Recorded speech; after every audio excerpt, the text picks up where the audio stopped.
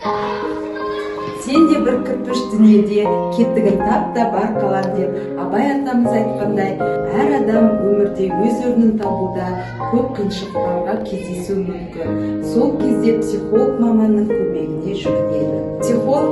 Психолог әртүрлі қиындықтарда, оқуда, отбасында, қарым-қатынаста, өмірлік жол таңдауда, өзін-өзі дамытуда туындаған мәселелерді де қол ұшын созушы. Шын мәнінде психологқа өмірінен өзгеріс күтетін және дұрыс жол таңдау үшін келеді. Негізгі ережесі құпиялылық.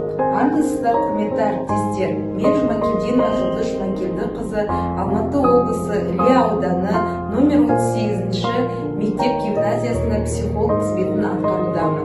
Еңбек өтілім 16 жыл. Психолог жұмысында қолданылатын әдістемелік құралдармен таныстырып өтейін. Ерекше білім беруді қажет ететін оқушылармен өткізілетін түзете дамыту жұмысында қолданылатын әдіс тәсілдер. Мысалы, мына жұмыста оқушы адамның дене мүшелерімен танысады, кеңістіктегі пішіндерді танып біледі, күнделікті қолданатын ыдыстармен де танысып үйренеді.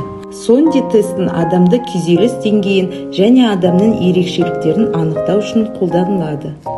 Баланың қиялын, өзін-өзі дамытуда қазіргі замандағы жаңа технологияның ерекше түрі бұл құм терапиясы.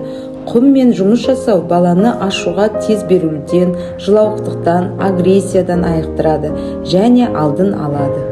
Психологиялық кеңес адамдарды толғандырып жүрген мәселелерді шешуде алдыңғы зерттеу нәтижелеріне негізделе отырып, ақыл кеңес беру арқылы психологиялық көмек көрсету болып табылады. Магтерапия проективті әдіс тәсілдердің біріне жатады. Ол адамның өзін-өзі тануға және өзін түзетуге бағыттайды. Бұл карталар адамдардың ішкі және сыртқы күштерінің дамуына бағыт береді. Өз-өзіңді жеңу жеңістердің жеңісі. Бар күш-жігерімді, қабілетімді саламын. Психологияның биік шыңынан көрінуге тырысамын. Өйткені мен өмірімде дұрыс таңдау жасадым. Осы салада жүріп, психология менің бар қасиеттерімді, ішкі ұмтылысымды, өмірлік ұстанымдарымды айқындайтын мамандық екенін түсіндім. Психология менің жүрегіме терең бойлап, менің өмірімнен ерекше орын алды.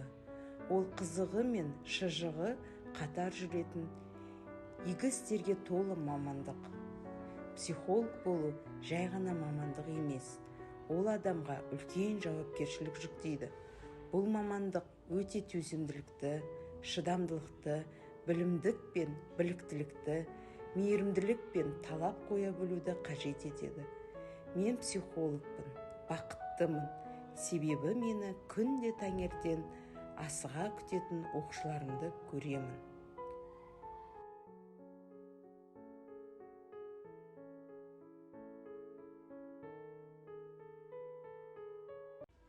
Күн сайын өзімнің даму деңгейімді бақылау үшін жұмыс күнделігімді жүргізіп отырамын. Сол күнделігімді апта соңына қарай қайта оқимын. Өз жетістіктерім мен сәтсіздіктерімді саралап, сабақ алуға тырыстым. Бұны бәрі болашақта мені үлкен жетістіктерге жетелейтініне сенемін. Менің түсінігімде психология адамның ішкі рухани әлемінің ғылымы. Бұл ғылым адамдардың қоршаған ортамен қарым-қатынасын реттейді. Сондықтан да психолог маманы қоғамда аса маңызды рөл атқарады.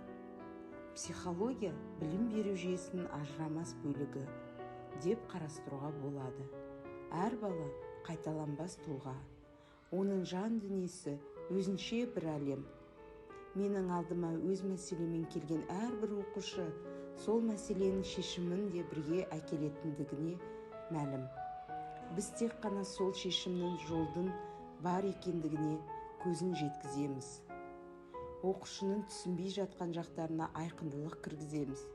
Оқушының бойына сенім ұялату, оған әсер ету, оның жетістікке жеткізетін өзгерістеріне себепкер болу үлкен бақыт, әрі үлкен жауапкершілік. Бала тәрбиесі мәңгілік мәселе, қиын әрі күрделі іс. Тіпті ол тоқтаусыз соғып жатқан жүрек сияқты.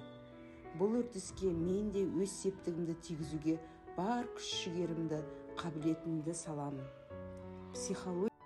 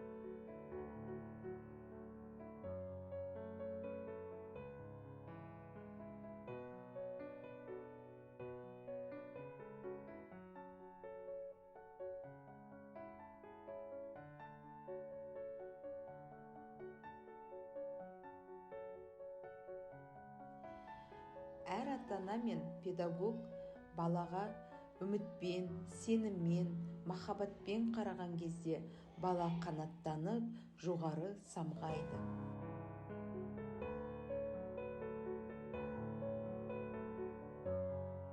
Әр бала жанған шырақ, демекші, бағбаны болу мен үшін қуаныш. Әр баланың шырағын жаға білу психологтың кәсібі мен шеберлігін қажет етеді. Сол себепті балаға ата-ананың, ұстаздардың және қоршаған ортаның жылуы өте қажет.